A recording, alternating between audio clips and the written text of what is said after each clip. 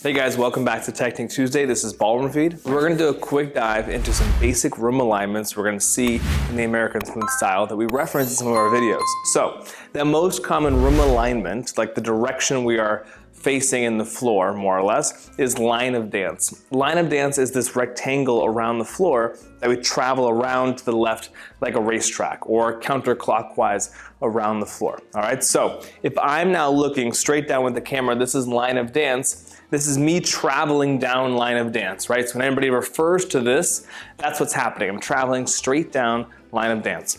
The next most common room alignment is the wall. So the wall is to my right in this time here. So because I'm traveling this way and I go around the floor, counterclockwise again, to my right directly is the wall, right? So a perfect right angle from line of dance is the wall. Now, on the opposite side of the wall is the center of the floor. Because again, I'm traveling around the floor this way. So when I'm looking down line of dance, to my right was the wall, but to my left is the center of the floor, or the center of the rectangle that we're dancing around, all right? So I have three alignments so far. I have line of dance, I have the wall, and I have the center of the floor. Sometimes we'll refer to the start and end points or middle points of patterns relative to these room alignments: line of dance, wall, and center. Now, to get slightly more advanced, in between each of these alignments there's a diagonal. So, if I have line of dance and I have wall, this is 90 degrees from itself.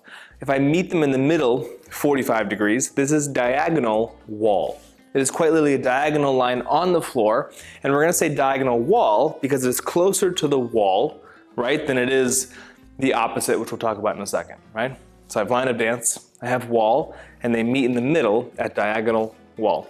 The last one we're going to talk about is I have line of dance and I have center, and when they meet in the middle, it's diagonal center. Diagonal center. So these are some of the most common ones you're going to run into as you start learning basic patterns. There's even more alignments that go the opposite direction on the floor, and then we can talk more about how it relates to each of our partners and which part of the bodies actually determine these alignments. This is a really, really quick synopsis of what the most common room alignments look like, and check out ballroomfeed.com for some of our pro videos where we go into more detail about these very same things.